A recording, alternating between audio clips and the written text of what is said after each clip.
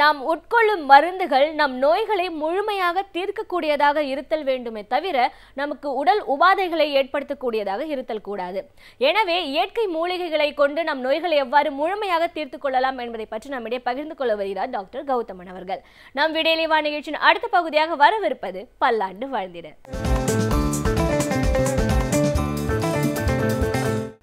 அன்பான கலைஞர் தொலைக்காட்சி நேயர்களுக்கு என்னுடைய இனிமையான காலை வணக்கங்கள். இன்றைக்கி நம்ம பார்க்கக்கூடிய தாவரத்துடைய பெயர் முள் சங்கன் சொல்லக்கூடிய ஒரு வகையான புதர்ச்செடி வகை தாவரம். பொதுவாகவே நம்ம தமிழ்நாடு அப்படின்னு பார்க்கும்போது அதிகமான உஷ்ணத்துவம் இருக்கக்கூடிய ஒரு பூமியாக இருக்கிறத பார்க்குறோம். அந்த மாதிரி உஷ்ணத்துவம் இருக்கக்கூடிய பூமிகளில் கோடை காலத்தில் பெரும்பாலும் நம்ம தாவரங்களை பச்சையாகவே பார்க்க முடியாது. குறிப்பாக மழை அதிகமாக இருக்கக்கூடிய பாறைகள் அதிகமாக இருக்கக்கூடிய பூமிகளில். ஆனாலும் அந்த சூடிற்கு மிகப்பெரிய ஒரு விதிவிலக்காக நம்ம பார்க்கக்கூடிய ஒரு தாவரம் எது அப்படின்னு பார்த்தீங்கன்னா இந்த முள் சங்கன் அப்படின்னு சொல்லக்கூடிய ஒரு தாவரத்தை தான். ரொம்ப அழகான அடர்பச்சை நிறமாக திக்காக இருக்கக்கூடிய இலைகளை கொண்டு முட்களை கொண்டு வெண்மை நிறமான அல்லது வெண்மை கலந்த லேசான ஊதா கோடுகளை கொண்டிருக்கக்கூடிய அழகான பூக்களை கொண்டிருக்கக்கூடிய ஒரு தாவரம் அல்லது புதர் தாவரம் இந்த முள் சங்கன் அப்படின்னு சொல்லலாம். இந்த முள் சங்கனை பொறுத்தவரையிலும் பார்த்திங்கன்னா கிராமங்களில் ரொம்பவே பிரசித்தமானது. கால்களெல்லாம் முள்ளு குத்தி உள்ள சீழு புறையோடி போயிருக்குன்னா உடனே ஒரு 10 இலைகளை எடுத்து நல்லா கசக்கி அந்த இடத்துல வச்சு கட்டுவாங்க. ராத்திரி கட்டி வைங்க, காலையில் எடுத்து பாருங்கள், அந்த புறையோடி இருக்கக்கூடிய உள்ளே இருக்கக்கூடிய கழிவுகள்லாம் வெளியேற்றப்பட்டு கால் உடனே வேகமாக குணமாகிறத பார்க்க முடியும். அந்தளவுக்கு கால்களில் ஏற்படுகின்ற புறையோடி இருக்கக்கூடிய புண்களை நீக்கக்கூடிய மிகச்சிறந்த மருந்துகளில் ஒன்றாக இந்த முள் சங்கன் இருக்கிறத நம்ம பார்க்க முடியும். இரண்டாவது பார்த்திங்கன்னா இன்றைக்கு தோல் நோய் அப்படிங்கிற ஒரு பிரச்சனை நம்ம எல்லாரையுமே ஆட்டி படைக்கக்கூடிய பிரச்சனையாக இருக்கிறத பார்க்குறோம். தோலில் ஏற்படுகின்ற அரிப்புகள் அல்லது தோலில் ஏற்படுகின்ற நிறமாற்றம் சம்பந்தப்பட்ட பிரச்சனைகள் அல்லது தோலில் ஏற்படுகின்ற படைப்படையாக இருக்கக்கூடிய பிரச்சனைகள் இதெல்லாம் மிகப்பெரிய அளவில் நமக்கு கஷ்டத்தை உண்டாக்கக்கூடிய பிரச்சனைகளாக இருக்கிறத பார்க்குறோம். இந்த பிரச்சனைகளை ரொம்ப வேகமாக குணப்படுத்தி உடலுடைய ஆரோக்கியத்தை மேம்படுத்தக்கூடிய முக்கியமான மருந்துகளில் ஒன்று இந்த முள் சங்கன் அப்படின்னு சொல்லலாம். சோரியாசிஸ் நோயை குணப்படுத்தக்கூடிய லிச்சன் பிளானஸ்ன்னு சொல்லக்கூடிய உடலில் இருக்கக்கூடிய ஆட்டோ இம்யூன் காரணிகளாலும் கடுமையான மன அழுத்தத்தாலும் ஏற்படுகின்ற தோல் நோய்களை குணப்படுத்தக்கூடிய மிக முக்கியமான மருந்துகளில் ஒன்றாக இந்த முள் சங்கன் இருக்கிறத நம்ம பார்க்க முடியும். அதைவிட முக்கியம் பார்த்திங்கன்னா இன்றைக்கு எக்ஸிமான்னு சொல்லக்கூடிய தோல் நோய், 2 வகையான எக்ஸிமா இருக்கிறத பார்க்குறோம். ஒன்று வெட் எக்ஸிமான்னு சொல்லுவோம், சொரியும் போது அந்த இடத்துல தண்ணீர் வடிந்து கொண்டே இருக்கக்கூடிய எக்ஸிமா நோய் அப்படிங்கிறது ஒன்று. இரண்டாவது சொரிந்து அந்த இடத்தில் தூள் போல கொட்டுகின்ற எக்ஸிமா நோய் அப்படிங்கிறது ஒன்று. 2 வகையான எக்ஸிமா நோய்களை நம்ம பார்க்குறோம். இந்த 2 வகையான எக்ஸிமா நோய்களையும் குறைத்து உடலில் ஏற்படுகின்ற தேவையற்ற அரிப்புகளை குறைத்து குணமாக்கக்கூடிய முக்கியமான மருந்துகளில் ஒன்று எது அப்படின்னு பார்க்கும்போது இந்த முள் சங்கனை தான் சொல்லலாம்.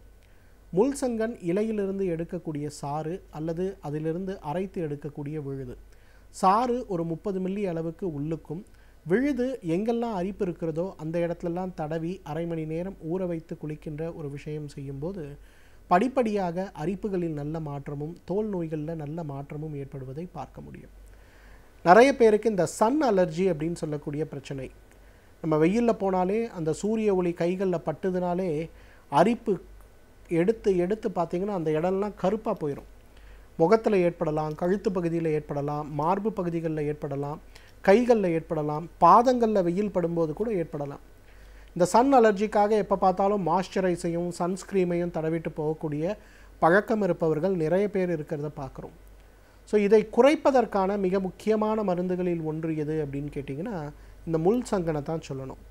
முள் சங்கன் செடியிலிருந்து எடுக்கக்கூடிய இலைகளை நன்றாக மைய அரைத்து குளிப்பதற்கு முன்பு எங்கெல்லாம் ஒளிப்படக்கூடிய வாய்ப்பு இருக்கோ அல்லது எங்கெல்லாம் நமக்கு அரிப்பு ஏற்படுமோ அந்த இடங்கள்லாம் இதை நன்றாக தடவி ஒரு அரை மணி நேரம் அல்லது 1 மணி நேரம் அதை அப்படியே விடுத்து அதன் பிறகு வெந்நீரில் நம்ம குளிக்கணும்.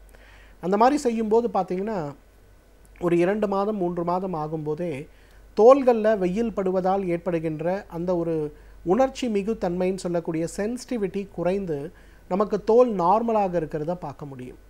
அதே போல் நிறைய பேருக்கு பார்த்திங்கன்னா இயற்கை முறையிலேயே தோல் வறட்சி அப்படிங்கிற ஒரு பிரச்சனை இருக்கும். குறிப்பாக இந்த வெயில் காலம் ஆரம்பிச்சதுன்னா இந்த தோல் வறட்சியே நமக்கு மிக கடுமையான அரிப்பை ஏற்படுத்தும். நம்மெல்லாம் நினைப்போம் தோல் வறட்சி ஏற்படும் போது பொதுவாக குளிர்காலங்களில் தான் வறட்சி அதிகமாகி அரிப்பு அதிகமாகும். ஆனால் சிலருக்கு இந்த கோடை காலம் வந்தாலே மரண வேதனை அப்படின்னு தான் சொல்லணும். காலையில் எழுந்திருக்கும் போதே உடம்பெல்லாம் முள் குத்துவது போல் அங்கெல்லாம் சுல்லு சுல்லு சுல்லு சுல்லுன்னு குத்தும். என்னடா இப்படி குத்துது அப்படின்னு சொல்லிட்டு சொரிஞ்சிட்டோன்னா போதும், அந்த இடம் செவன் மாறிடும். அது மட்டும் இல்லாமல் ஒரு இடத்துலேருந்து இன்னொரு இடத்துக்குன்ற மாதிரி உடல் முழுவதும் அரிப்புகள் ரொம்ப கடுமையாக இருக்கிறத நம்ம பார்க்க முடியும். ஸோ அந்த மாதிரி இருக்கக்கூடிய பிரச்சனைகளை குறைத்து உடலை பலவீனப்படுத்தக்கூடிய அந்த தேவையற்ற இம்யூனோகுளோபின்ஸ் அளவை குறைத்து உடலை பலமாக்கக்கூடிய மிகப்பெரிய ஒரு மூலிகை எதுன்னா இந்த முள் சங்கன் கொடி அல்லது செடின்னு தான் சொல்லணும். இதிலிருந்து எடுக்கக்கூடிய இலைகளை நன்றாக அரைத்து எங்கெல்லாம் நமக்கு இந்த பாதிப்புகள் இருக்கோ அந்த இடத்துலலாம் நன்றாக பூசி அரை மணி நேரம் அல்லது 1 மணி நேரம் கழித்து குளிக்கின்ற ஒரு பழக்கத்தை வைத்து பாருங்கள். ஒரு மாதத்திலேயே அரிப்பு ஏற்படுத்தக்கூடிய காரணிகள் குறைந்து உடல் வறட்சியினால் ஏற்படுகின்ற அந்த முள் குத்துவது போல இருக்கக்கூடிய தன்மை, அந்த உடல் வறட்சியினால் ஏற்படுகின்ற அரிப்புகள் குறைந்து உடலுடைய ஆரோக்கியத்தில் ஒரு மிகப்பெரிய அளவு முன்னேற்றம் ஏற்படுவதை நம்ம பார்க்க முடியும். நிறைய ஆண் குழந்தைகளுக்கு அதே பெண் குழந்தைகளுக்கு பார்த்திங்கன்னா தொடை இடுக்குகளில் கடுமையான அரிப்புகளும், அதே போல் கால்களில் அரிப்புகளும், கழுத்து பகுதிகளில் அரிப்புகளும், நிறைய அரிப்பு ஏற்படுவதை நம்ம பார்க்க முடியும். அதுவும் நிறைய குழந்தைகள் பார்த்திங்கன்னா பொது இடத்துல போகும்போது அதனாலேயே வருத்தப்படுறதையும், நிறைய பெண்கள் குறிப்பாக பொது இடங்களில் அந்த அரிப்புகளால் ரொம்ப கஷ்டப்படுறதையும் நம்ம பார்க்க முடியும். அந்த மாதிரி ஏற்படுகின்ற அரிப்புகள் சம்பந்தப்பட்ட பிரச்சனைகளையும் அந்த மாதிரி ஏற்படுகின்ற பிரச்சனைகளையும் குறைத்து உடலை குணமாக்குகின்ற மிகச்சிறந்த மருந்துகளில் ஒன்று எது அப்படின்னு பார்த்தோன்னா முள்சங்கன் தான். குழந்தைகளை குளிக்க வைக்கிறதுக்கு முன்னாடி ஒரு 10 முள்சங்கனுடைய இலைகளை எடுத்து ஒரு துளி மஞ்சள் போட்டு நல்லா மைய அரைத்து பேஸ்ட் போல் அதை செஞ்சு எங்கெல்லாம் அரிப்பு ஏற்படுகிறதோ அந்த இடத்தெல்லாம் அதை பூசி ஒரு அரை மணி நேரம் அல்லது 1 மணி நேரம் அப்படியே விட்டுருங்க. அதன் பிறகு வெந்நீரில் குளிக்க ஆரம்பிங்க. தொடர்ந்து இதை செய்ய ஆரம்பிங்க. ஒரு மாதத்திலே பாருங்கன்னா அந்த இடத்துல இருக்கக்கூடிய கருமையாக மாறி இருக்கக்கூடிய அந்த தோல் மாற்றங்கள் மறைந்து போய் இருக்கிறதையும், அதே போல் அந்த இடத்தில் தேவையற்று அதிகமான வியர்வை ஏற்படும் போது ஏற்படுகின்ற அரிப்புகள் குறைந்து போய் உடலுடைய தோலுடைய ஆரோக்கியம் பெரிய அளவில் மேம்பட்டு இருக்கிறதையும் நம்ம பார்க்க முடியும். பொதுவாக இந்த முள் சங்கனை பொறுத்தவரையிலும் பார்த்திங்கன்னா அந்த முள்ளுக்கு முகத்தில் ஏற்படுகின்ற பருக்களை நீக்கக்கூடிய ஒரு சக்தி இருக்கிறத பார்க்கணும். பொதுவாகவே பாரம்பரிய மருத்துவத்தில் என்ன பண்ணுவாங்கன்னா அந்த முள்ளை மட்டும் பறித்து எடுத்து நன்றாக அதை அரைத்து தூளாக செய்து சலித்து அந்த முல்லை கொஞ்சோண்டு தேன் கலந்து முகத்தில் பரு இருக்கக்கூடிய இடங்களில் பத்து போட சொல்லுவாங்க. போட்டுட்டு ஒரு மணி நேரம் கழித்து வாஷ் பண்ணுவாங்க. தொடர்ந்து இதை 2 மாதம் பண்ணி பாருங்கள், உங்கள் முகத்தில் முகப்பருக்களே இல்லாத அளவுக்கு முழுமையாக மறைந்து போயிருப்பதை நம்ம பார்க்க முடியும். எல்லா விதமான தோல் நோய்களையும் நீக்கக்கூடிய அருமருந்து அப்படின்னு இந்த முள் சங்கன் செடியை நம்ம சொல்லலாம். அந்த அளவுக்கு தோல் நோய்களை நீக்கக்கூடிய மிகச்சிறந்த அருமருந்து. இதில் முக்கியமான விஷயம் என்னென்னா இதை உள்ளுக்கு சாப்பிடணுன்னு அவசியமே கிடையாது. ஸோ வெளிப்புறமாகவே தகுந்த மருத்துவ ஆலோசனையின் பேரில் தொடர்ந்து உபயோகப்படுத்தி வரும்போது எல்லா விதமான தோல் நோய்களையும் நீக்கக்கூடிய அருமருந்தாக இந்த சங்கன் முள் சங்கன் இருக்கிறத நம்ம பார்க்கலாம். எனவே நேயர்களே, தகுந்த மருத்துவ ஆலோசனையின் பேரில் சரியான முறைப்படி இதை உபயோகப்படுத்தி வந்தோமேயானால் நம்மாலும் பல்லாண்டு காலம் ஆரோக்கியமாக வாழ்ந்திட முடியும். சமூகத்தில் நடக்கும் பிரச்சனைகளை கண்டு பயந்து ஒதுங்கி விடாமல் அவற்றில் நம்முடைய பங்களிப்பை நாம் எவ்வாறு முழுமையாக அளிக்கலாம் என்பதை பற்றி நம்மிடையே பகிர்ந்து கொள்ள வருகிறார் எழுத்தாளர் மனுஷபுத்திரன் அவர்கள். நம் வீடு எளியவா நிகழ்ச்சியின் அடுத்த பகுதியாக வரவிருப்பது தீதும் நன்றும்.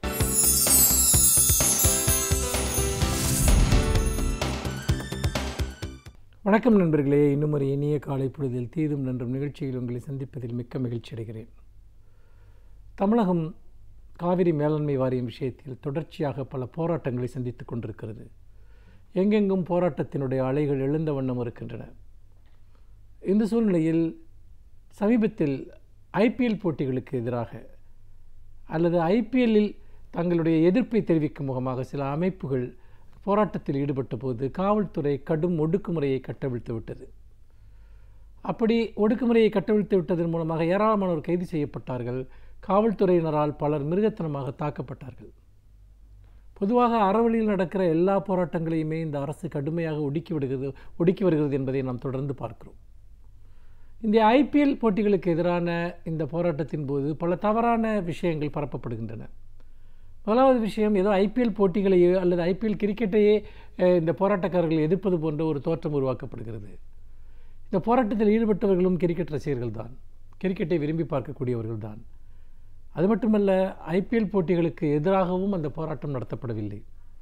மாறாக இந்த போராட்டத்தின் மீது காவிரி மேலாண்மை வாரியம் விஷயத்தில் மத்திய மாநில அரசுகள் நமக்கு இழைத்து வரக்கூடிய துரோகத்தை உலகத்தினுடைய பார்வைக்கு கொண்டு வருவதற்காக, கவன ஈர்ப்பிற்காக போராடுகிற பல்வேறு கட்சிகள், இயக்கங்கள் பல்வேறு விதமான உத்திகளையும் வழிமுறைகளையும் பயன்படுத்துகின்றன.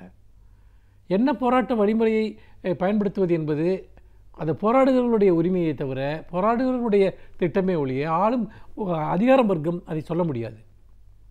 நாம் ஏன் கடைகளை அடைக்கச் சொல்கிறோம்? கடைகளுக்கு எதிராக இருக்கிறோம் என்றதற்கு அர்த்தமா? ஏன் சாலைகளை மறிக்கிறோம்? சாலைகளுக்கு எதிராக இருக்கிறோம் என்ற அர்த்தமா? இல்லை.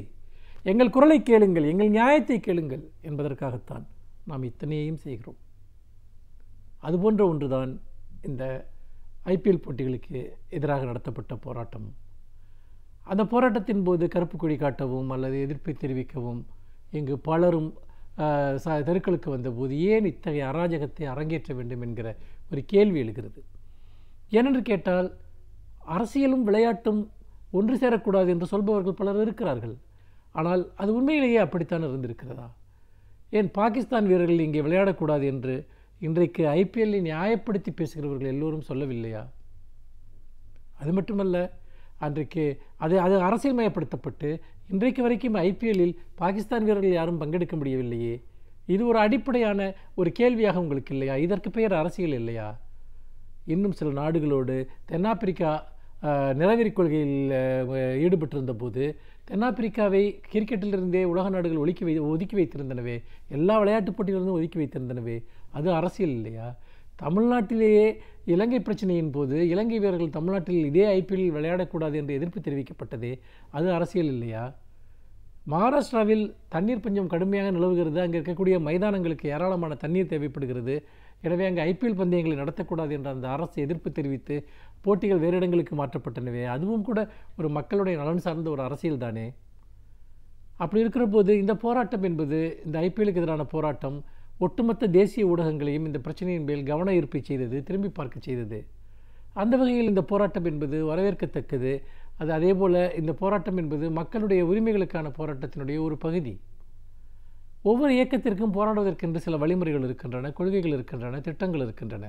ஆனால் அவர்கள் என்ன நோக்கத்திற்காக போராடுகிறார்கள் என்பதைத்தான் பார்க்க வேண்டும்.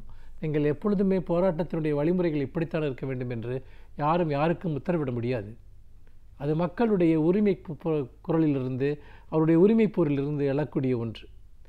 ஆனால் இங்கே என்ன நடக்கிறது என்று பார்த்தால், அந்த போராட்டத்தின் போது சில அசம்பாவிதங்கள் நடந்தன. சிலர் விளையாட்டை பார்க்க வந்த பார்வையாளர்களை மீது அவர்களை தாக்கினார்கள். சிலர் காவல்துறையினரை தாக்கியதாக சொல்லப்படுகிறது. இது எதுவுமே ஏற்கக்கூடியது அல்ல. நிச்சயமாக இவை தவிர்க்கப்பட்டிருக்க வேண்டும். ஏனென்றால் ஒரு மிகப்பெரிய அளவிற்கு ஒரு சாத்வீகமான ஒரு அறவழியில், ஜனநாயக வழியில் ஒரு போராட்டம் நடக்கிற போது அந்த போராட்டத்தை திசை திருப்புகிற விதத்திலோ அல்லது உணர்ச்சி வசப்பட்டோ சிலர் இத்தகைய செயல்களில் ஈடுபடலாம். அதை யார் செய்தாலும் சரி, அதை அந்த இயக்கங்கள் அதை அனுமதிக்கக்கூடாது, ஊக்குவிக்கக்கூடாது. அந்த வகையில் அந்த தலைமைகளும் கூட அதை யாரும் ஊக்குவிக்கவில்லை அல்லது அதை ஆதரவு தெரிவிக்கவில்லை. ஆனால் இந்த சிலருடைய இந்த அத்துமீறிய செயலை வைத்துக்கொண்டு அந்த ஒட்டுமொத்த போராட்டத்தையுமே கொச்சைப்படுத்துவது அல்லது அதன் மீது அந்த போராட்டக்காரர்கள் மீது காவல்துறையினர் மேற்கொண்ட அராஜகத்தை நியாயப்படுத்துவது என்பதை எப்படி சரியாக ஏற்றுக்கொள்ள முடியும்? சிலர் இன்றைக்கு பேசுகிறார்கள், அதாவது காவல்துறையினர் மீது தாக்குதல் நடத்தப்பட்டதை ஏற்க முடியாது, அதை கடுமையாக அவர்களை தண்டிக்க வேண்டும் என்று. நல்லது, நல்ல கருத்து. ஆனால் அவர்கள் உணர வேண்டும், காவல்துறையினர் ஒவ்வொரு மக்கள் போராட்டத்தையும் எவ்வளவு மோசமாக ஒடுக்குகிறார்கள், எவ்வளவு பெரிய வன்முறைக்குள் தள்ளுகிறார்கள் என்பதை நாம் பார்க்க முடிகிறது. அப்படிப்பட்ட ஒரு வன்முறை என்பது மக்களை மேலும் மேலும் விரக்திக்கு ஆளாக்குகிறது, கோபத்திற்கு ஆளாக்குகிறது. நாம் சட்டபூர்வமாக போராடினோம், நாம் அரசியல் ரீதியாக போராடினோம், எல்லா கதவுகளையும் தட்டி பார்த்தோம். ஆனால் நியாயமற்ற வகையில் நமக்கு நியாயம் மறுக்கப்படுகிறது என்பதை யோசிக்கிற போது மக்கள் சிலர் உணர்ச்சி வசப்படக்கூடும். ஏன் போராட்டத்தை திசைதிருப்ப வேண்டும் என்று நினைப்பவர்கள் கூட அந்த போராட்டக்காரர்களோடு கலந்து ஏதாவது வன்செயலில் ஈடுபட்டு அந்த பழியை அவர்கள் மீது போட்டு விடலாம். அப்படியெல்லாம் நடந்திருக்கிறது. இதில் இன்னொரு விஷயத்தையும் நான் சுட்டிக்காட்ட விரும்புகிறேன். தமிழ்நாட்டில் இத்தனை லட்சம் பேர் இந்த போராட்டங்களில் பங்கெடுத்திருக்கிறார்கள். பல்வேறு இயக்கங்கள் போராடுகின்றன. திராவிட முன்னேற்றக் கழகத்தின் செயல் தலைவர் அவர்களுடைய தலைமையில் ஒரு மிகப்பெரிய ஒரு கடையடைப்பு நடந்தது. தமிழ்நாடு முழுக்க கண்டன மறியல்கள் நடந்தன. எங்காவது ஒரு சிறு அசம்பாவிதம் நடந்தேறியதா, வன்முறை சம்பவம் நடந்தேறியதா? நிச்சயமாக இல்லை. அதே போல தான் பல்வேறு இயக்கங்கள் நடத்தக்கூடிய போராட்டங்கள், அவர்கள் நெய்வேலியில் அந்த அனல் மின் நிலையத்தில் செய்த மறியலாக இருக்கலாம், அல்லது இந்த ஐபிஎல்லுக்கு எதிராக நடத்திய போராட்டம், ஏன் கடந்த காலத்தில் ஜல்லிக்கட்டிற்கு எதிராக நடந்த ஜல்லிக்கட்டு வேண்டும் என்று நடந்த அந்த போராட்டம், இது எல்லாவற்றையுமே ஒரு கணம் நீங்கள் நினைத்து பாருங்கள். எவ்வளவு ஜனநாயகபூர்வமாக நடந்த இந்த போராட்டங்கள். ஆனால் இது எல்லாமே ஏன் வன்முறையால் தாக்கப்படுகிறது? இது போன்ற ஒரு லட்சக்கணக்கானோர் பங்கேற்கக்கூடிய ஒரு போராட்டம் வட மாநிலங்களில் நடந்தால் என்னாகும் என்று யோசித்து பாருங்கள். SC/ST சட்டப்பிரிவை திருத்த வேண்டும் என்ற ஒரு கருத்து வந்தபோது எவ்வளோ பெரிய வன்முறை அங்கு வெடித்தது. இத்தனை ஆயிரம் மக்களை ஒரு ஒழுங்காக வழிநடத்தி செல்லக்கூடிய ஒரு அரசியல் தலைமை அங்கே இருக்கிறது. அதனால் தமிழகத்தில் இருக்கிறது. இன்றைக்கு திராவிட முன்னேற்றக் கழகம் எத்தனை லட்சம் பேரை ஒரு போராட்டத்தில் திரட்டினாலும் அவர்களை ஒரு கட்டுப்பாட்டுடன் அவர்கள் வழிநடத்தி செல்ல முடிகிறது. தமிழ்நாட்டினுடைய பெரும்பான்மையான மக்கள் ஜனநாயக ரீதியான போராட்டத்தில் நம்பிக்கை கொண்டவர்கள். அப்படி இருக்கிற போது அவர்களுக்கு வன்முறையாளர்களைப் போல சித்தரிப்பது என்பது எந்த விதத்திலும் ஏற்புடையதல்ல. ஜனநாயகத்தின் பாதையில் தான் தமிழகம் போராடி கொண்டிருக்கிறது. நீதிக்கான தன்னுடைய குரலை உயர்த்தி கொண்டிருக்கிறது. அந்த ஜனநாயக உணர்வுகளை ஆளும் வர்க்கம் கொன்றுவிடக்கூடாது. ஜனநாயகபூர்வமான போராட்டங்களில் நம்பிக்கை கொண்ட மக்களை வன்முறையாளர்களாக மாற்றிவிடக்கூடாது என்பதுதான் இந்த அரசிற்கு நம்முடைய வேண்டுகோளாக இருக்க முடியும், இறுதி வேண்டுகோளாக இருக்க முடியும். மீண்டும் இன்னும் ஒரு புதிய சிந்தனையோடு உங்களை சந்திக்கிறேன். நன்றி, வணக்கம். பல்வேறு துறைகளில் பல சாதனைகளை படைத்தவர்கள் அவர்களுடைய அனுபவங்களை நம்முடன் பகிர்ந்து கொள்ளும் போது அது நமக்கு சிறந்த துண்டுகோலாக அமைகின்றது. அந்த வகையில் இன்றைய சிறப்பு விருந்தினர் யார் என்பதை பற்றியும் அவர்கள் என்ன செய்திகளை நம்முடன் பகிர்ந்து கொள்ளப் போகிறார்கள் என்பதையும் பார்க்கலாம். நம் விடியலே வா நிகழ்ச்சியின் அடுத்த பகுதியாக வரவிருப்பது சிறப்பு விருந்தினர் பகுதி.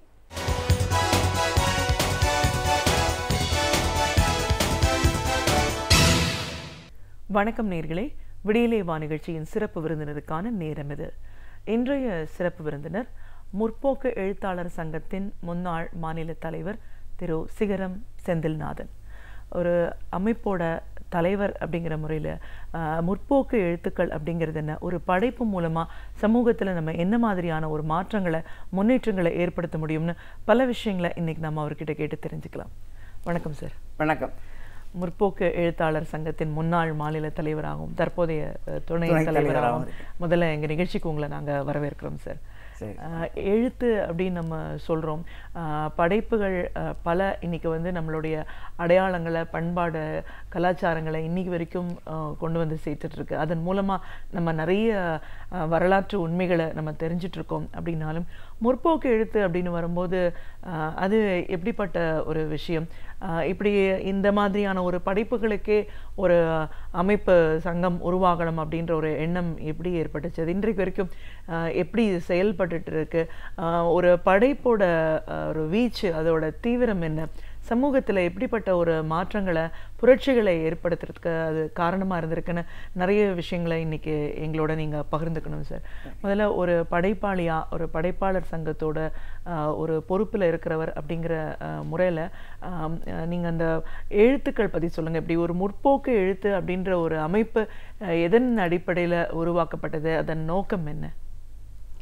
அதாவது முற்போக்கு அப்படின்னு சொல்லும்போது அது ஒரு சமூக மாறுதலை குறிக்கிறது.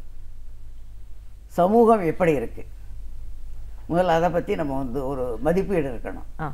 இப்போ இருக்கக்கூடிய சமூகங்கிறது பொருளாதார ஏற்றத்தாழ்வுகள் உள்ளதாக இருக்கு, ஜாதி நிறைந்ததாக இருக்கு, மதச்சண்டை உள்ளதாக இருக்கு, ஒரு சமத்துவம் இல்லாத ஒரு நிலை இருக்கு.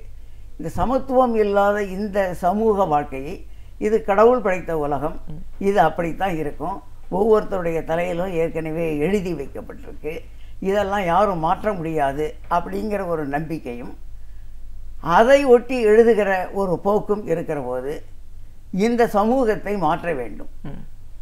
பொருளாதார ஏற்றத்தாழ்வுகள் இல்லாத, ஒரு ஜாதியே இல்லாத, பெண்ணடிமைத்தனம் இல்லாத, ஒரு தலித் போன்று ஒடுக்கப்பட்ட மக்களுக்கு ஒரு விடுதலை தரக்கூடிய ஒரு சமூகத்தை உருவாக்க வேண்டும் என்ற ஒரு லட்சியத்தோடு எழுதுகிறவர்களை நாங்கள் வந்து முற்போக்கு எழுத்தாளர்கள் என்று அடையாளப்படுத்துகிறோம். இப்படிப்பட்ட சிந்தனை உள்ளவர்களுடைய எழுத்துக்கள் அதிகமாக வர வர ஒரு அமைப்பு இருந்தால் என்ன என்ற எண்ணம் ஏற்படுவது இயல்பு. ஏற்கனவே தமிழ் எழுத்தாளர்கள் தங்களுக்கென்று ஒரு அமைப்பை உருவாக்கி இருக்கிறார்கள். மறைந்த மூத்த கம்யூனிஸ்ட் கட்சியினுடைய தலைவராக இருந்த ஜீவானந்தம் அவர்கள் அவருடைய காலத்தில் தமிழ்நாடு கலை இலக்கிய பெருமன்றம் என்ற ஒரு அமைப்பை உருவாக்கினார், தாமரை என்ற ஒரு அமைப்பையும் உருவாக்கினார். ஆனால் அவை மாத்திரமே இந்த சமூகத்தினுடைய பிரச்சனைகளை பற்றி எழுதுவதற்கு போதாது என்று நினைத்தவர்களும், அதிலிருந்து இன்னும் கொஞ்சம் தீவிரமாகவும் வேறு கோணத்திலும் பார்க்க வேண்டும் என்ற ஒரு மார்க்சிய சிந்தனை உடையவர்களும் இன்னொரு அமைப்பை காணலாம் என்று நினைத்தார்கள். ஏனென்று சொன்னால் அந்த சந்தர்ப்பத்தில் செம்மலர் என்ற ஒரு பத்திரிகை வர ஆரம்பித்தது. தாமரை என்ற பத்திரிகையை விட்டு கலை இலக்கிய பெருமன்றம் வந்தது என்று சொன்னால் செம்மலர் என்ற ஒரு பத்திரிகை, அதிலே இருக்கக்கூடிய எழுத்தாளர்கள் ஒரு அமைப்பை உருவாக்க வேண்டும் என்று நினைத்தார்கள். அந்த அடிப்படையிலே தான் அந்த அமைப்பு கிட்டத்தட்ட 1975 உருவாக்கப்பட்டது. 1975 என்றாலே உங்களுக்கு தெரியும், அவசர நிலை பிரகடனப்படுத்தப்பட்ட காலம், எழுத்துரிமையும் பேச்சுரிமையும் பறிக்கப்பட்ட காலம். அந்த காலத்தில் தான் எழுத்துரிமைக்கும் பேச்சுரிமைக்கும் ஒரு ஆபத்து ஏற்பட்டிருக்கிற போது எழுத்தாளர்களாக நாம் உறங்கிக் கொண்டிருக்கக்கூடாது என்பதற்காகத்தான் தமிழ்நாடு முற்போக்கு எழுத்தாளர்கள் சங்கம் என்று ஆரம்பித்தோம். பிறகு கலைஞர்கள் நிறைய சேர்ந்ததற்கு பிறகு தமிழ்நாடு முற்போக்கு எழுத்தாளர்கள் கலைஞர்கள் என்ற சங்கத்தை ஆரம்பித்தோம். இதை முத்தையா அவர்கள், மறைந்த முத்தையா அவர்கள் தலைவராக இருந்தார். நான் 9 ஆண்டு காலம் இந்த அமைப்பினுடைய தலைவராக இருந்திருக்கிறேன். நிச்சயமா சார். ஸோ இப்படிப்பட்ட ஒரு எழுச்சியை மாற்றத்தை ஏற்படுத்தக்கூடிய பல படைப்பாளிகள் உருவானதன் ஒரு நோக்கமே ஒரு சங்கம் அப்படிங்கிறது உருவாயிருக்கு அப்படின்னு சொல்லிங்க. இப்போது முற்போக்கு படைப்பாளிகள் பற்றி நம்ம பேசணும். நிறைய மாற்றங்களை சமூகத்தில் ஏற்படுத்தணும், அவங்களுக்கான ஒரு தாழ்த்தப்பட்ட ஒடுக்கப்பட்ட சமுதாய மக்கள் மேம்பாடுக்காக நிறைய விஷயங்களை செய்யணும் அப்படின்னும் போது அதை படைப்பு மூலமாக கொண்டு வர விஷயம் காலங்காலம் அது நிலைத்து நிற்கக்கூடியவை. நீங்களே சொன்னீங்க பேசும்போது 75 அவசர நிலை பிரகடனம் செய்யப்பட்ட அந்த காலத்தில் முற்போக்கு எழுத்தாளர்கள் நிறைய உருவானதே ஒரு பெரிய புரட்சின்னு சொல்லலாம். இப்போ முற்போக்கு சிந்தனை அப்படின்னு நம்ம சொல்லும்போது ஒவ்வொரு காலகட்டத்திலையும் சிந்தனைகள் மாறுபடலாம், தேவைகளும் மாறுபடலாம், அதற்கான ஒரு சூழல் அமையும் அப்படின்னும் போது அந்த படைப்பாளிகளுடைய ஒரு போக்கு எப்படி இருந்துச்சுன்னு நீங்கள் பார்க்குறீங்க?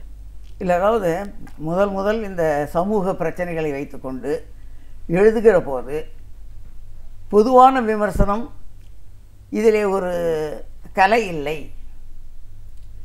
ஒரு நுட்பம் இல்லை, நயம் இல்லை, வெறும் பிரச்சாரமாக இவர்கள் எழுதுகிறார்கள் என்று சொல்லப்பட்டது. சில சமயங்களில் அது பிரச்சாரமாக கூட இருக்கலாம். ஏனென்றால் சில கொள்கைகள் சார்ந்து சில விஷயங்களை சொல்ல வேண்டும் என்று நினைத்து அதற்காக படைக்கின்ற போது புதிதாக அந்த படைப்புகளை பார்ப்பவர்களுக்கு இது ஒரு பிரச்சாரம் போல இருக்கலாம். ஆனால் காலப்போக்கில் அந்த நிலை மாறிவிட்டது. உதாரணமாக சாகித்ய அகாடமியினுடைய விருதுகள் இப்போது யாருக்கு அதிகம் போகிறது என்று சொன்னால் முற்போக்கான சிந்தனை உடையவர்களுக்கும் எழுத்தாளர்களுக்கும் தான் போகிறது. அவர்களில் சில பேர் முற்போக்கு எழுத்தாளர் சங்கத்தை சேர்ந்தவர்களாகவே இருக்கலாம், சில பேர் கலை இலக்கிய பெருமன்றத்தை சேர்ந்தவர்களாகவும் இருக்கலாம், சில பேர் ஆதரவாளர்களாகவும் இருக்கலாம். ஆனால் நீங்கள் சாகித்ய அகாடமியினுடைய விருது யாராருக்கு கொடுக்கப்பட்டிருக்கிறது சமீப காலத்தில் என்று நீங்கள் பார்ப்பீர்களேயானால், மறைந்த மேலாண்மை பொன்னுசாமி எங்கள் அமைப்பினுடைய துணைத் தலைவராக இருந்தவர், அவருக்கு சாகித்ய அகாடமி விருது கிடைத்திருக்கிறது. யார் யார் இதெல்லாம் பிரச்சாரம் என்று சொன்னார்களோ, யார் யார் இதில் கலை அம்சமே இல்லை என்று சொன்னார்களோ அவர்களே மாறி அவருடைய புத்தகத்திற்கு, சிறுகதை தொகுப்பிற்கு விருது கொடுத்தார்கள். அதை போலவே நாவலாசிரியர் செல்வராஜ் அவர்களுக்கு விருது கொடுத்திருக்கிறார்கள். சு வெங்கடேசன் காவல் கோட்டம் எழுதினார். எங்கள் அமைப்பைச் சேர்ந்தவர்களே 3 பேர் சாகித்ய அகாடமி விருது பெற்றிருக்கிறார்கள். அது அல்லாமல் தமிழ்நாடு அரசினுடைய விருது நீங்கள் பார்ப்பீர்களே, ஆனால் தொடர்ந்து பல பேர் பெற்றிருக்கிறார்கள். நானே ஒரு முதல் முறையாக ஒரு நாவல் எழுதினேன், மங்களம் என்று, அதற்கு விருது கிடைத்தது. இப்படி ஏராளமான விருதுகள் முற்போக்கு எழுத்தாளர்களுக்கு மாத்திரமல்ல, ஆதரவாளர்கள் சமுத்திரம் அவருக்கு கிடைத்திருக்கிறது, பொன்னியலனுக்கு கிடைத்திருக்கிறது, அரந்த நாராயணனுக்கு கிடைத்திருக்கிறது. இப்படியெல்லாம் மற்றவர்கள் பொறாமைப்படுகிற அளவுக்கு பிரச்சாரம் என்று சொல்ல குற்றச்சாட்டுக்கு ஆளான எழுத்தாளர்கள் இன்றைக்கு அங்கீகாரம் பெற்றிருக்கிறார்கள். இதுவே ஒரு மாறுதலைத்தான் காட்டுகிறது. கண்டிப்பாக சார். அந்தந்த காலகட்டத்துக்கு ஏற்ப அதற்கான பிரச்சனைகளுக்கு ஏற்ப இது மாறுபடுது, அந்த கருத்துக்கள் முற்போக்காக இருக்குது அப்படிலாம் நம்ம பேசும்போது ஒரு காலகட்டத்திலையும் இப்படிப்பட்ட ஒரு புரட்சிகரமான சிந்தனைகள் வெளிவந்திருக்கு. தலைவர் கலைஞர் அவர்கள் ஒரு இலக்கியவாதி, ஒரு படைப்பாளி அப்படிங்கிற முறையில் சமூகத்தின் தேவைகள் மாற்றத்துக்காக அவர் செய்த பணிகளை ஒரு படைப்பாளியை நீங்கள் எப்படி பார்க்குறீங்க? இல்லை, பொதுவாக திராவிட இயக்கமே சமூக மாறுதலுக்காக வந்த ஒரு இயக்கம்தான். அதில் எந்த விதமான கருத்து வேறுபாடும் கிடையாது. திராவிட இயக்கத்துக்கும் இதே குற்றச்சாட்டு உண்டு. இடதுசாரி இயக்கங்களை பார்த்து என்ன சொன்னார்களோ, இதில் கலை கிடையாது, நயம் கிடையாது, வெறும் பிரச்சாரம்தான் இருக்கிறது என்று சொன்னார்களோ, அதே குற்றச்சாட்டை திராவிட இயக்க எழுத்தாளர்களுக்கும் வைத்தார்கள். திராவிட எழுத்தாளர்களை அல்ல என்று சொன்னவர்களும் உண்டு. ஆனால் இன்று நீங்கள் பார்ப்பீர்களே, ஆனால் நான் ஒரு திராவிட இயக்கத்தை சாராதவன் என்று சொன்னாலும் நான் பராசக்தி படத்தை 7 முறை பார்த்தேன். எனக்கு அந்த வசனங்கள் ஒரு வேகத்தை தந்தன. அது மாத்திரமல்ல, தமிழ் மொழியினுடைய நடை, சொல், நயம் இவைகளில் ஒரு ஈர்ப்பு எனக்கு ஏற்படுவதற்கு பராசக்தியிலே வந்த வசனங்கள், மனோகராவிலே வந்த வசனங்கள் எல்லாம் எனக்கு ஒரு வேகம் தருவதற்கும் உத்வேகம் தருவதற்கும் அடிப்படையாக இருந்தன. இதிலிருந்தே என்னுடைய வளர்ச்சியிலேயே கலைஞருக்கு ஒரு பங்கு இருக்கிறது என்று சொன்னால் அதற்கு மேல் நான் சொல்ல வேண்டிய அவசியமில்லை. இன்றைக்கும் 50 ஆண்டுகள் 60 ஆண்டுகள் போனதற்கு பிறகும் அவருடைய எழுத்துக்களிலே இருக்கக்கூடிய வீச்சு என்பது பாதித்து கொண்டு இருக்கிறது. எனக்கு இப்போதும் பராசக்தியிலே வருகிற வசனம் தெரியும். கோயிலிலே குழப்பம் விளைவித்தேன், கோயில் கூடாது என்பதற்காக அல்ல, கோயில் கொடியவர்களின் கூடாரமாக இருக்கக்கூடாது என்பதற்காக என்று சொன்னவர்கள். அதே போல ஒரு தாக்கம் இருக்கிறது. ஆனால் பொருளாதார ரீதியான சிந்தனைகள், இனம், மொழி, கலை என்று பார்ப்பது அல்லாமல் பொருளாதார ரீதியாக பிரச்சனைகளை அணுகுவது, பொருளாதார ரீதியாக பிரச்சனைகளுக்கு தீர்வு காண்பது என்ற நிலை வருகிற போது எனக்கு ஒரு இடதுசாரி சிந்தனை ஏற்பட்டது. இந்த இடதுசாரி சிந்தனை ஒரு வளர்ச்சி போக்கை தவிர ஏற்கனவே இருந்த திராவிட இயக்கத்தினுடைய படைப்பை நிராகரிப்பதால். இப்போ சமூகத்துல நிறைய பிரச்சனைகள் ஒரு காலகட்டத்தில் இருக்க முடியும்னா, இன்றைய சூழல்ல நம்மளுடைய சமூகம் எப்படி இருக்கு? ஒரு நம்ம கடந்து போகும்போது அதை கடக்கிறதுக்கான ஆயுதமா பல விஷயங்கள் இருந்திருக்கு. படைப்பு, எழுத்து அப்படின்னு வரும்போது இன்றைய சமூக சூழல்ல இருக்கிற பிரச்சனைகளுக்கு ஒரு படைப்பாளியா, படைப்பின் மூலமா எப்படிப்பட்ட ஒரு எழுச்சியை கொடுக்க முடியும்னு நினைக்கிறீங்க? அதாவது படைப்பு என்ன செய்யும் என்பதற்கு தமிழ்நாட்டிலேயே நிறைய உதாரணங்கள் உண்டு. பாரதியினுடைய செல்வாக்கு, பாரதிதாசனுடைய செல்வாக்கு, திராவிட இயக்கத்தினுடைய செல்வாக்கு, இடதுசாரி இயக்கங்களுடைய செல்வாக்கு, இவைகளெல்லாம் மக்கள் மத்தியிலே பல மாற்றங்களை கொண்டு வந்திருக்கின்றன. எழுத்தாளர்கள் மத்தியிலேயே கூட ஒரு மாற்றத்தை கொண்டு வந்திருக்கிறது. ஒரே ஒரு உதாரணம் நான் சொல்ல நேரம் இருக்கும் என்று நினைக்கிறேன், அதனால ஒரு உதாரணம் சொல்லுகிறேன். ஹோட்டலில் சர்வர்கள் இருக்காங்க. அவர்கள் மீது நமக்கு ஒரு பெரிய அனுதாபம் எல்லாம் ஒன்றும் கிடையாது. அதிலும் இப்போதாவது சர்வர்கள் நேபாளத்திலிருந்து, உத்தரப்பிரதேசத்திலிருந்து வருகிறார்கள். அப்போதெல்லாம் நமக்கெல்லாம் உள்ளூர் சர்வர்கள் தான் ஹோட்டலில் இருப்பாங்க. அவர்கள் பல பேர் வேட்டி தான் கட்டி கொண்டிருப்பார்கள். வேட்டிக்கு மடித்து கட்டி கொண்டு என்னன்னு கேட்பாங்க. அவர்களை ஒரு பொருட்டாக யாரும் மதிப்பது கிடையாது. ஆனால் அவர்களையும் மதிக்க வேண்டும் என்ற எண்ணத்தை புதுமைப்பித்தனுடைய ஒரு கதை சொன்னது. அவர் சாப்பிடுவதற்காக வருவார், என்ன இருக்கிறது என்று கேட்பார். அவன் அப்படியே மனப்பாடமாக ஒப்பிப்பான். அதில் இவர் தனக்கு வேண்டியதை சொல்வார். அவன் உடனே அங்கே போய் சொல்லி எடுத்துக்கொண்டு வருவான், கொள்வான். ஒரு இயந்திர வாழ்க்கை அவனை பொறுத்தவரையில். ஆனால் அப்படிப்பட்டவன் இவர் சாப்பிட்டு விட்டு கிளம்பும் போது அவருடைய கைக்கூட்டை கீழே விழுந்து விடுகிறது. சார் கைக்கூட்டை என்று சொல்லலாம். அதாவது இயந்திரமாக இருந்த மனிதன் ஒரு நிமிடத்தில் மனிதனாகிறான். அதை அவர் அழகாக சொல்லியிருப்பார். ஆக இந்த மாதிரியான கதைகளை எல்லாம் நாம் படிக்கிற போது நமக்கு ஒரு அனுதாபத்தையும் மனிதாபிமானத்தையும் வளர்ப்பதற்கு இது உதவியாக இருக்கிறது. நாம் அடுத்த முறை ஹோட்டலுக்கு போய் இந்த சர்வரை பார்க்கிற போது அந்த கதை நினைவுக்கு வரும். அந்த கதை நினைவுக்கு வருகிற போது அவனை நாம் மனிதனாக நடத்துவோம். அவன் மனிதனாக நாம் நடத்துகிற போது அவனிடமும் ஒரு நெகிழ்ச்சி ஏற்படும். இது ஒரு பெரிய சாதனை. நம்முடைய புதுமைப்பித்தனுடைய கதையே அது உதாரணமாக சொல்லலாம். இந்த அமெரிக்காவிலே அங்கிள் டாம்ஸ் கேபின் என்ற ஒரு கதை வந்தது. அதுதான் அங்கே அடிமையாக இருந்த மக்களினுடைய விடுதலைக்கு ஆதாரமாக இருந்த கதை.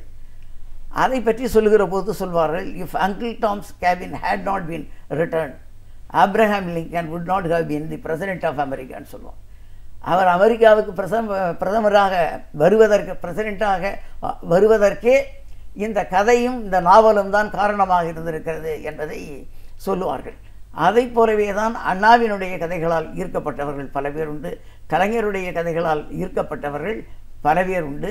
பாரதிதாசன் எப்படி புகழ் பெற்றார் என்று சொன்னால் 1937 இந்திய எதிர்ப்பு போராட்டம் நடந்தது.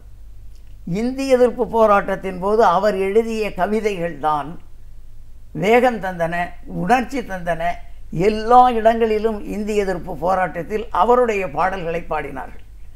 இந்திய எதிர்ப்பு பாரதிதாசனை பாதித்தது. பாரதிதாசனுடைய கவிதைகள் மேலும் இந்திய எதிர்ப்புக்கு வலு சேர்த்தன. ஆக இப்படி ஒரு படைப்புகளின் மூலமாக ஒரு எழுச்சியை, ஒரு மாற்றத்தை ஏற்படுத்த முடியும் என்பதை நாம் பார்க்கிறோம். இன்றைய சூழலை நம்ம பார்க்கணுன்றது தான் நான் கேட்டிருந்தேன்.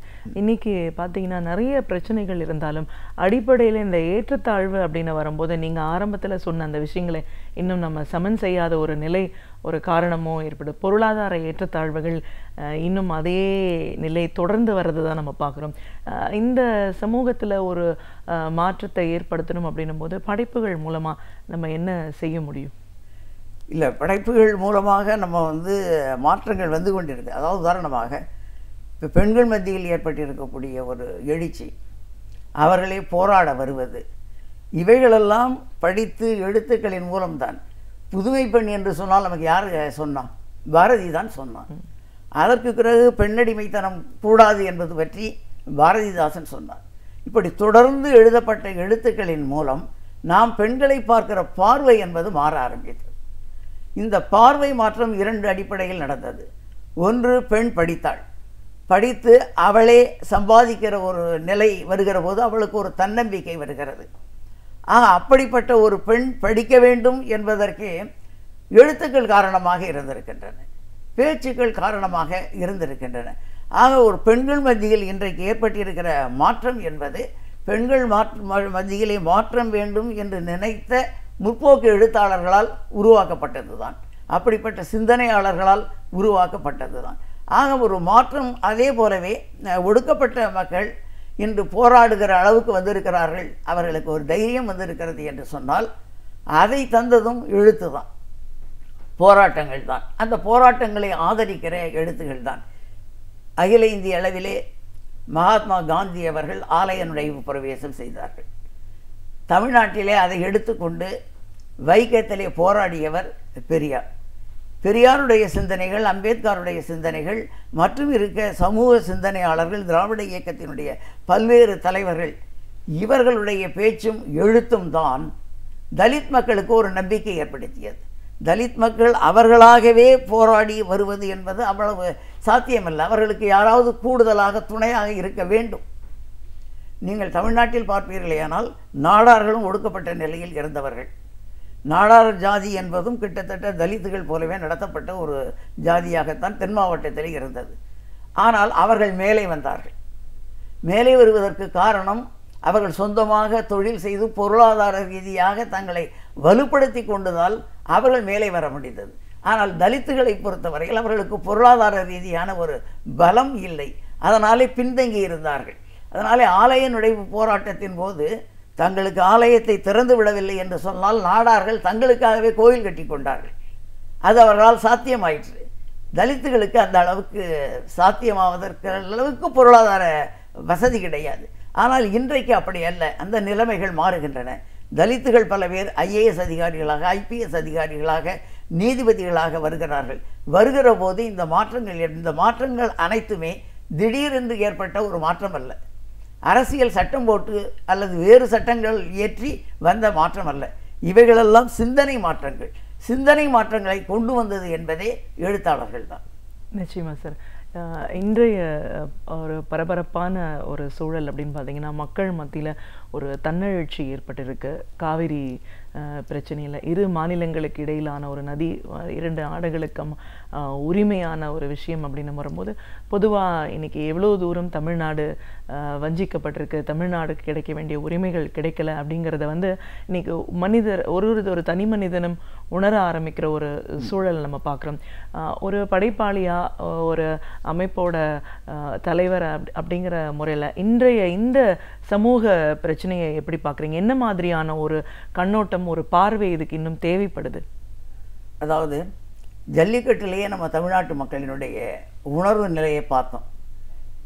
எந்த விதமான ஏற்பாடுகளும் இல்லாமல் அவர்களாகவே மெரினா கடற்கரைக்கு வந்து அவர்கள் தங்களுடைய வேகத்தையும், அது வெறும் ஜல்லிக்கட்டாக அல்ல, தமிழனுடைய பண்பாடு என்பதை முன்னிறுத்துகிற ஒரு செய்தியாக அது வெளிப்பட்டது.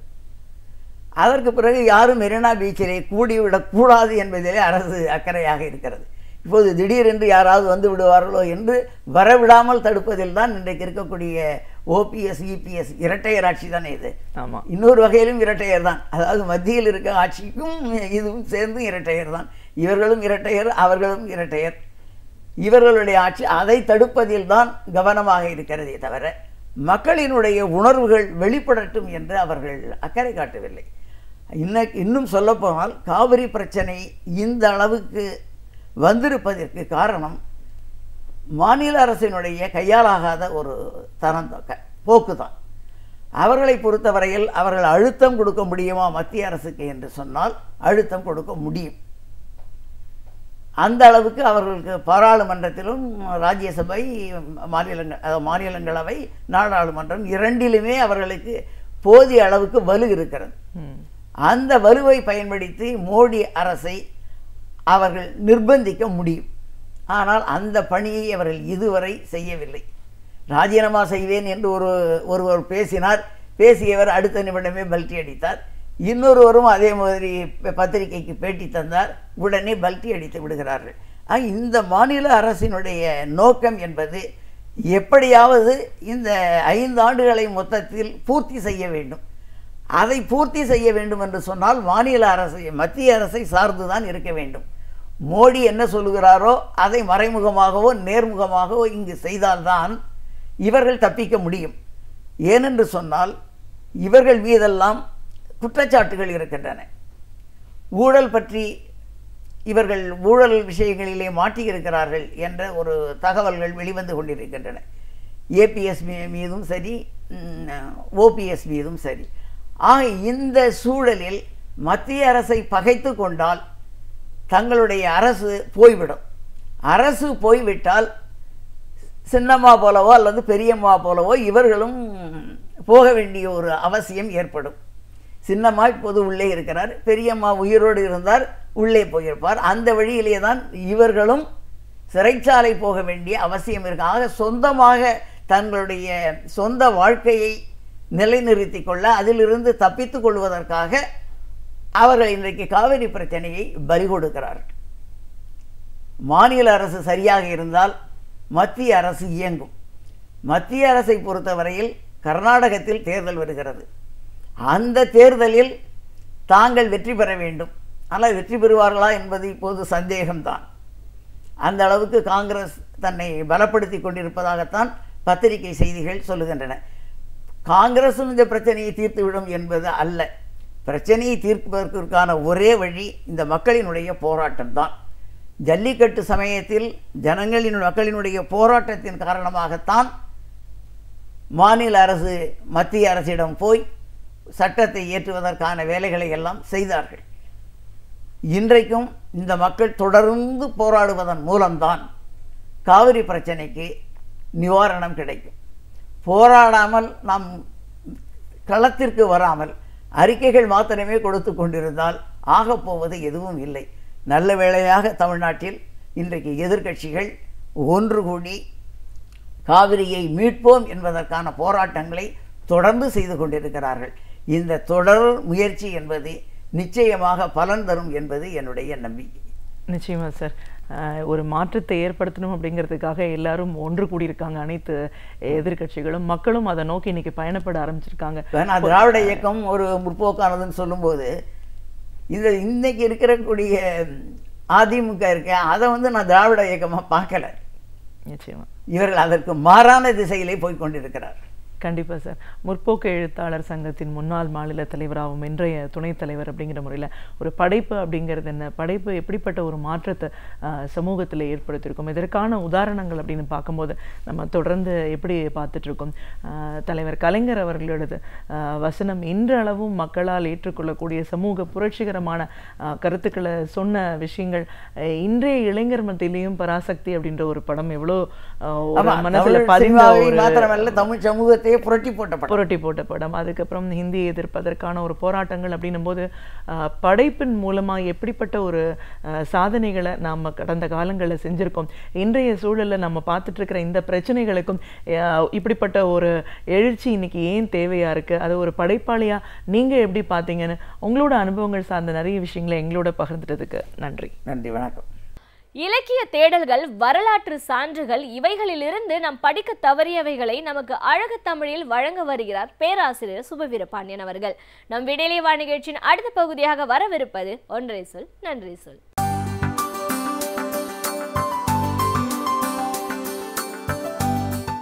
அனைவருக்கும் என் அன்பு வணக்கம். நம் பழைய சங்ககால புலவர்களை பற்றி ஒரு தவறான பார்வை நம்மிடம் இருக்கிறது. சங்ககால புலவர்கள் என்றில்லை, பொதுவாகவே புலவர்கள் என்றால் மன்னர்களை புகழ்ந்து பாடி பரிசில் பெற்று போகிறவர்கள். செய்யாதவைகளை கூட செய்ததாய் சொல்லி எதற்கும் உதவாதவனை மிகப்பெரியவன் என்று புகழ்ந்து அவனிடத்திலே பரிசிலை வாங்கி கொண்டு போகிற ஒரு வாழ்க்கை தான் இந்த புலவர்களின் வாழ்க்கை என்கிற கருத்து நம்மிடத்திலே இருக்கிறது. அப்படிப்பட்ட புலவர்கள் சிலர் இருந்திருப்பார்கள் என்பதை மறுப்பதற்கில்லை. ஆனால் புலவர்கள் அனைவருமே இப்படி பொய் பேசி வாழ்ந்தவர்கள் என்று கருத வேண்டியதில்லை. செம்மாந்த வாழ்க்கையை வாழ்ந்த புலவர்களை நாம் இலக்கியத்தில் பார்க்கிறோம்.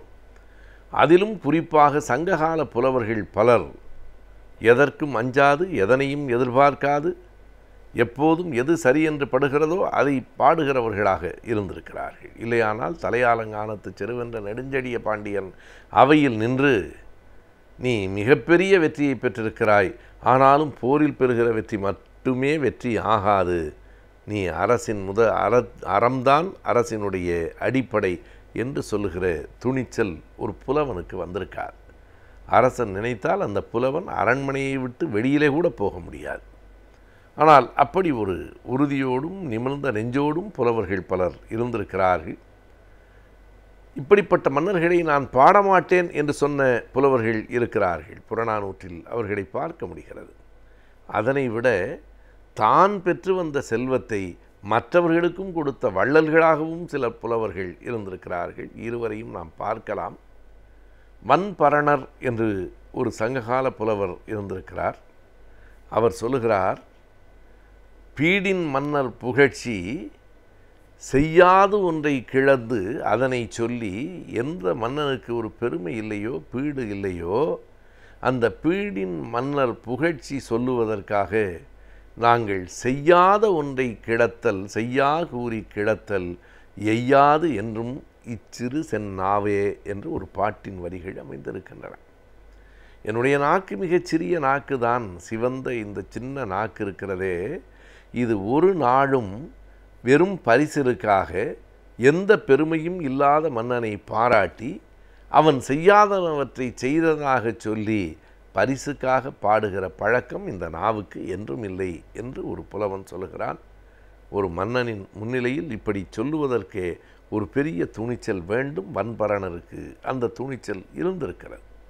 ஆகையினாலே மன்னர்கள் எப்போதும் புலவர்களுக்கு பரிசில்களை அளித்தார்கள் என்றாலும் புலவர்களை மதித்து பரிசளித்த மன்னர்களைத்தான் புலவர்கள் ஏற்றுக்கொண்டிருக்கிறார்கள். பரிசு கொடுத்தாலும் கூட வந்து தங்கி சில நாள்கள் ஆனதற்கு பிறகு பரிசு கொடுத்த மன்னனை அவர்கள் ஏற்கவில்லை. அப்படி பரிசுகளை அவர்கள் வேண்டாம் என்று கூட சொல்லியிருக்கிறார்கள். நாம் இப்போது பார்த்த அந்த புலவர் வன்பரணர் இன்னொன்றையும் செய்திருக்கிறார். போகிற வழியில் இளவெளி மான் என்று ஒரு மன்னனிடத்திலே போய் பரிசிற்காக சென்றார். அந்த மன்னன் பரிசில் தரவில்லை. அவனை பற்றி கவலைப்படாமல் போனார். இன்னொரு இடத்திலே அவருக்கு அந்த பரிசில்கள் கிடைத்தன. திரும்ப வருகிற போது சொல்லுவார், நீ நினைக்கிற மாதிரி உன்னை என்னால் பாட முடியாது. உன் பெருமையின் அளவு எதுவோ அதைத்தான் நான் சொல்ல முடியும். அதை சொன்னால் நீ பரிசில் தர மாட்டாய் என்றால் எனக்கு பரிசிலை பற்றி கவலை இல்லை. என்னால் பீடின் மன்னர் புகழ்ச்சி பாட முடியாது என்று சொல்லிவிட்டு, நீ அடுத்து வருகிற புலவனுக்காவது இனிமேல் இல்லை என்று சொல்லாமல் கொடு. எங்கே போவது என்கிறாயா? இதோ அந்த மன்னனிடத்திலே நான் வாங்கி வந்த யானைகளில் ஒன்றை உன் நகரத்தின் காவல் மரத்தில் கட்டிவிட்டு போகிறேன். அடுத்து வருகிற புலவனுக்கு இல்லை என்று சொல்லாமல் கொடு என்று சொல்லுகிற அளவுக்கு ஒரு செருக்கு தான் ஒரு புலவனுக்கு எப்போதும் இருக்கக்கூடிய ஒரு பெருமிதம், ஒரு செருக்கு, தான் பெற்று வந்த யானைகளில் ஒன்றை இந்த நாட்டு மன்னனின் காவல் மரத்தில் கட்டிவிட்டு இனி வருகிறவனுக்காவது நீ பரிசு இல்லை என்று சொல்லாமல் இந்த யானையையாவது கொடு என்று கூறுகிற ஒரு கோபம், ஒரு வேகம், ஒரு செருக்கு தமிழ் புலவர்களிடத்தில் இருந்திருக்கிறது. இதனை விட எது பெரியது என்று கேட்டால் பெருஞ்சித்திரனாரினுடைய பண்பு. பெருஞ்சித்திரனார் என்று ஒரு சங்க இலக்கிய புலவர், அவருடைய பெருந்தன்மை, அவருடைய பறந்துபட்ட நோக்கம், ஒரு வள்ளல் தன்மை நம்மை வியக்க வைக்கிறது. குமணனை பார்த்து, கடையெடு வள்ளல்களில் ஒருவராகிய குமணனை பார்த்து பரிசில்களை வாங்கி கொண்டு வருகிறார். அவன் கிள்ளி கொடுக்கிறவன் இல்லை, அள்ளி கொடுக்கிறவன். ஏராளமான பரிசுகள், பொருள்கள் எல்லாவற்றையும் வாங்கி கொண்டு வருகிற போது தன் மனைவியை பார்த்து அவர் சொல்லுகிற அந்த உரையாடல்தான் இந்த பாட்டு புறநானூற்றிலே இடம்பெற்றிருக்கிறது. இவ்வளவு செல்வத்தையும் வைத்துக்கொண்டு நாம் என்ன செய்ய போகிறோம்? அவர் கேட்கிறார். இயல்பாக என்ன தோன்றும்? இந்த மனித உறுப்புகளிலேயே இந்த வயிறு ஒன்றுதான் போதும் என்று சொல்லும். மனம் எவ்வளவு வந்தாலும் மேலும் வேண்டும் என்று தான் கேட்கும். ஆனால் பெருஞ்சித்திரனாரின் மனம் போதும் என்று சொல்லுவதோடு நிறுத்தவில்லை, இருப்பதை மற்றவர்களுக்கும் கொடுக்கலாம் என்று சொல்லுகிறார். நாமே பரிசில் வாங்கி வந்திருக்கிறோம், இருக்கிற காலம் வரையில் நாம் வைத்துக்கொள்ளலாம், இல்லையானால் அடுத்த தலைமுறைக்கு வைத்துவிட்டு போகலாம் என்று கருதுகிற சமூகத்துக்கு இடையில் அப்படித்தான் பொதுவான எண்ணம் இருக்கிறது. முன்பெல்லாம் தன் காலம் வரையில் பணம் சேர்க்க வேண்டும் என்று நினைத்தார்கள், பிறகு அடுத்த தலைமுறை வரைக்கும் சேர்க்கலாம் என்று கருதினார்கள். இப்போது அடுத்த பிறவி ஒன்று இருந்தால் அது வரைக்கும் சேர்க்கலாம் என்று சிலர் கருதுகிறார்கள். ஆனால் பெருஞ்சித்திரனார் எதிராக இருக்கிறார். தன் மனைவியை பார்த்து சொல்லுகிறார், இவ்வளவு செல்வத்தையும் வைத்துக்கொண்டு நாம் என்ன செய்வது? கொடு. யாருக்கெல்லாம் கொடுப்பது? நீ யாரையெல்லாம் விரும்புகிறாயோ அவர்களுக்கும் கொடு, உன்னை யாரெல்லாம் விரும்புகிறார்களோ அவர்களுக்கும் கொடு. சில வேளைகளில் நமக்கு எதிர்கருத்து சொல்லியிருப்பார்கள், இருந்தாலும் வறுமையில் இருந்தால் அவர்களுக்கும் கொடு. எவ்வளவு பெரிய பெருந்தன்மை அந்த மனிதனுக்கு இருந்திருக்கிறது பாருங்கள். நின்னை நயப்பார்க்கும் நீ நயப்பார்க்கும் மட்டுமில்லை, நம்மை எதிர்பார்க்கும் கூட வறுமையில் இருந்தால் கொடு. எப்போதும் எதனையும் நீ அளவு பார்க்க வேண்டாம். என்ன சொல்லுகிறார் என்றால், யாரென்றும் எண்ணாமல் என்னொடும் சூழாது, இன்னார் என்றும் கருதாது என்னொடும் சூழாது, நீ என்னை கேட்டுக்கொண்டு தான் கொடுக்க வேண்டும் என்கிற தேவையில்லை. என்னையும் கேட்காது நீ செல்வ பொருளை கொடுமதி, மற்றவர்களுக்கும் கொடு. இங்கே இருந்து வந்த பொருள் அது. திருந்திய வேல் குமணன் நல்கிய வடனே என்று அந்த பாடல் முடியும்.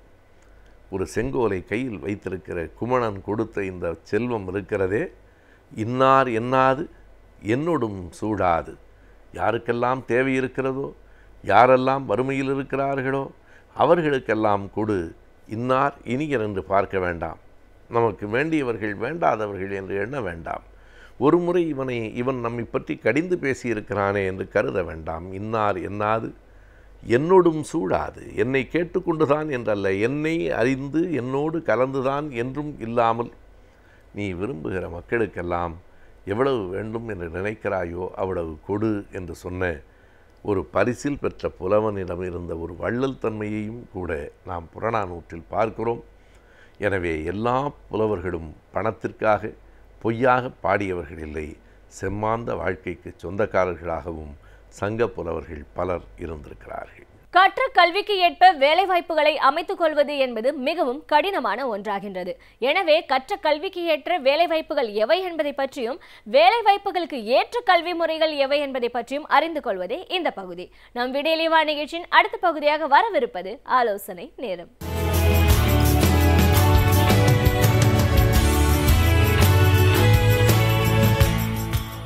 வணக்கம்.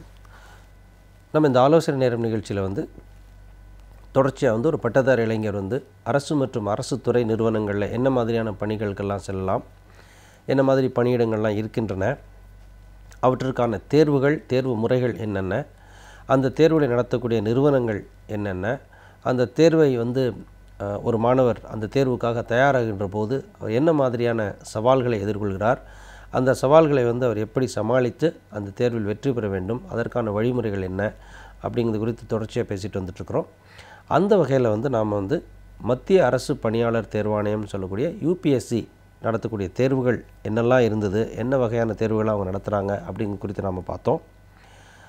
அதற்கப்புறம் அந்த யூபிஎஸ்சி நடத்தக்கூடிய ஐஏஎஸ் தேர்வுகள்னு சொல்லக்கூடிய சிவில் சர்வீசஸ் எக்ஸாமினேஷன் அது எப்படி இருந்தது, அதற்கான தகுதிகள் என்னென்ன, யார் யாரெல்லாம் வந்து இந்த தேர்வுக்கு வந்து தயாராகலாம், எலிஜிபிலிட்டி யாருக்கு இருக்குது அப்படிங்கிறது குறித்து பார்த்தோம். அப்புறம் அந்த தேர்வினுடைய அமைப்பு 3 படிநிலைகளில் அந்த தேர்வு வந்து நடத்தப்படுகிறது. ப்ரிலிமினரி, மெயின், இன்டர்வியூ அப்படிங்கிறது. அதில் வந்து நம்ம முக்கியமாக வந்து இன்டர்வியூக்கு, அதாவது இந்த ஆளுமை தேர்வுக்கு எப்படி ஒரு மாணவர் தயாராகணும் அப்படிங்கிறதுக்கு கொஞ்சம் விரிவாக பார்த்து கொண்டு வருகிறோம். அந்த அடிப்படையில் வந்து ஒரு மாணவர் வந்து ஆளுமை தேர்வை எதிர்கொள்கிற போது அவருக்கு இருக்கக்கூடிய சந்தேகங்கள், உதாரணமாக வந்து நான் வந்து எல்லா கேள்விகளும், ஒரு ஆளுமை தேர்வில் கேட்கப்படக்கூடிய எல்லா கேள்விகளுக்கும் நான் விடையளிக்க வேண்டுமா, எனக்கு தெரியாத ஒரு பதில், தெரியாத ஒரு கேள்வி, பதில் தெரியாத ஒரு கேள்வி வந்தால் நான் அதை எப்படி எதிர்கொள்கிறது, எனக்கு தெரியலைன்னு நான் சொல்லலாமா, அப்படின்னா எப்படி சொல்லணும், இந்த மாதிரி விஷயங்கள் குறித்து விரிவாக பேசிக்கொண்டு வந்தோம். அந்த வகையில் வந்து நம்ம ஸ்ட்ரெஸ் இன்டர்வியூ பற்றி பார்த்தோம். அது ஒரு ஸ்ட்ரெஸ் இன்டர்வியூ எப்படி இருக்கும், எப்படி ஸ்ட்ரெஸ் இன்டர்வியூ பண்ணுறாங்க அப்படிங்கிறது குறித்து சில உதாரணங்கள் நம்ம கடந்த நிகழ்ச்சியில் பார்த்தோம். அந்த வகையில் வந்து அந்த ஸ்ட்ரெஸ் இன்டர்வியூ ஏன் நடத்துகிறாங்க அப்படிங்கிறது நமக்கு ஒரு $1 million கொஸ்டினாக இருக்குது. எதற்காக வந்து ஒரு ஸ்ட்ரெஸ் இன்டர்வியூ நடத்தணும், ஏன் ஒரு நார்மலாகவே 2 நடத்திட்டு போகலாமே, எதுக்காக வந்து சில பேருக்கு ஸ்ட்ரெஸ் இன்டர்வியூ கொடுக்குறாங்க அப்படின்னு பார்த்தோம். அதுக்கு நான் சொன்னேன், அதுக்கு அந்த மாதிரி ஸ்ட்ரெஸ் இன்டர்வியூ அப்படிங்கிறதுக்கு வந்து ஒரு காரணம் இருக்கின்றது அப்படின்னு சொன்னேன். உதாரணமாக என்ன காரணம் இருக்க முடியும், ஏன் வந்து ஒரு ஸ்ட்ரெஸ் கொடுக்கணும் அப்படின்னா, சில தலைமை பணிகள் அப்படின்னு சொல்லக்கூடிய அந்த லீடர்ஷிப் பொசிஷன்ஸுக்கு ஆள் எடுக்கிற போது என்னெல்லாம் பார்க்குறாங்க, லீடர்ஷிப் குவாலிட்டியில் என்னெல்லாம் பார்க்குறாங்க அப்படின்னா, தலைமை பண்புகளில் என்னெல்லாம் வருதுன்னு சொன்னால், ஒரு நெருக்கடியான சூழ்நிலை வருகிற போது அதை ஒரு பேலன்ஸ்டு மைண்டோடு அப்ரோச் பண்ண தெரியுதாங்கிறதை பார்க்க வேண்டியிருக்கு. இப்போது ஐஏஎஸ் தேர்வுகள்னு எடுத்துக்கிட்டிங்கன்னா, ஐஏஎஸ் ஐபிஎஸ் அதிகாரிகளாக நீங்கள் வந்து ஒரு மாணவர் வந்து இந்த தேர்வு முடிஞ்சு போகும்போது அந்த தேர்வில் செலக்ட் ஆகி போகிறாருன்னா ஒரு அதிகாரியாக போய் உட்கார போகிறார். ஒரு ஐஏஎஸ் அதிகாரியாகவோ அல்லது ஒரு ஐபிஎஸ் அதிகாரியாகவோ ஒரு மாணவர் போகிற போது, ஒரு நபர் போகிற போது, அவருக்கு கையில் இருக்கக்கூடிய அதிகாரம் அப்படிங்கிறது என்ன சொல்லணும்னா ரா பவர்னு சொல்லுவோம். அது ஒரு அதீதமான அதிகாரம் ஒரு கையில் இருக்கும். உதாரணமாக ஒரு போலீஸ் அதிகாரியை, காவல்துறை அதிகாரியை கையில் ஞாபகம் எடுத்துக்கங்க. இப்போது பொங்கல் முடிஞ்ச அடுத்த சில நாட்களில் வந்து மெரினா பீச்லேயும் தமிழகம் முழுவதும் ஜல்லிக்கட்டுக்காக வந்து ஒரு பெரிய போராட்டம் நிகழ்ந்தது. அதில் வந்து காவல்துறையினர் வந்து முக்கியமாக வந்து திருச்சி மாநகர ஆணையர், துணை ஆணையர் வந்து எல்லாருமே பாராட்டினாங்க. ஏன் அப்படின்னா, அவர் வந்து எந்த விதமான பலப்பிரயோகமும் இல்லாமல் பேசியே வந்து மாணவர்களை வந்து கன்வின்ஸ் பண்ணார் அப்படின்னு. இப்போ அதுதாங்க விஷயம். உங்கள் கையில் வந்து ஒரு ரா பவர் இருக்கும்.